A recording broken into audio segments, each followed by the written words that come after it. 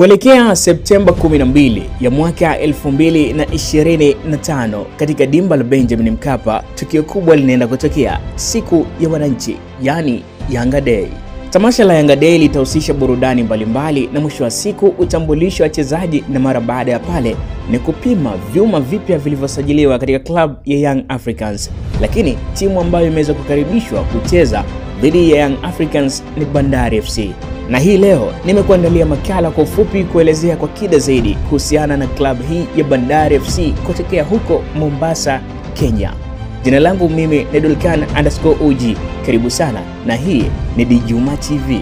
Bandari Football Club maarufu kama The Dockers ni moja ya klabu zinazoleta shauku kubwa katika soka la Kenya. Kutoka kwenye vilabu vidogo vya Lasco FC na Cargo FC hadi kwa nguvu ya kushika nafasi kwenye ligi kuu ya Kenya. Bandari FC imejenga historia yenye hadithi ya ushindi, mashujaa wa uwanja na mashabiki wanaochangamka zaidi nchini Kenya. Turudi nyuma hadi miaka ya 1960. Hapa ndipo Bandari FC ilianza, lakini haikuanza kwa kuitwa Bandari FC kama ilivyo sasa mwaka 2025, bali ilianza kuitwa Lasco FC. Baada ya kuita Lasco FC, basi ilibadilika na jina kwenda kwenye Cargo FC, na hapa ndipo mwanzo wa Bandari FC kwa sasa kujiunga na Kenya Ports Authority KPA mnamo mwaka 1985 na kuunda Bandari FC. Hatua iliyosababisha timu kuwa nguzo thabiti ya soka la Mombasa kule Kenya ni kwa ujumla kutokana na muundo mpya ulioweza kutengenezwa na Bandari FC. Ni kama vile mwanzo mpya ulioweza kutengenezwa na Bandari FC kwa sababu mnamo mwaka 2016 katika mashindano ya Kenya Super Cup, ushindi wa bao 1-0 dhidi ya Gor Mahia, kikosi kilichoshinda kumzidi kipa Joseph Okotho kiliweza kusababisha mambo makubwa zaidi kwa Bandari FC.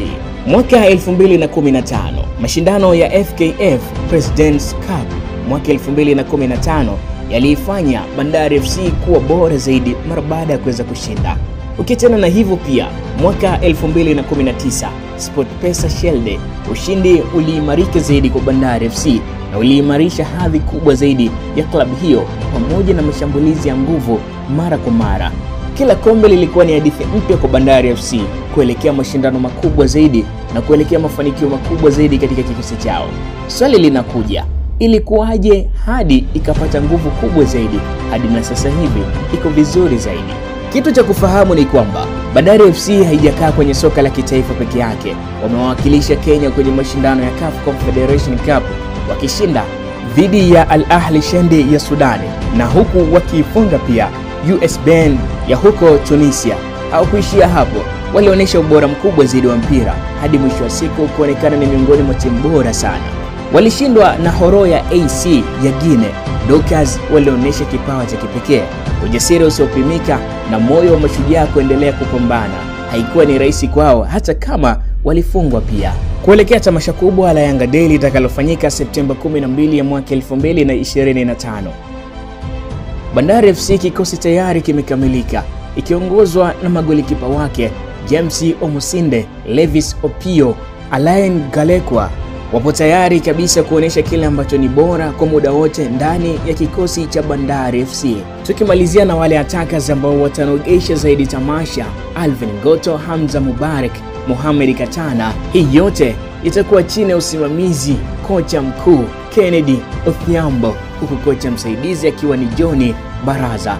Huku baada ya tamasha la Yanga Day, basi Septemba 21 mwaka 2025 Bandari FC wanakabiliana Kariobangi Sharks mnamo Septemba 21 kwenye FKF Premium League ya huko Kenya. Kikosi cha Bandari FC kipo tayari kwa ajili ya kuikabili Young Africans katika tamasha kubwa Septemba 12 ya mwaka 2025 Yanga Day.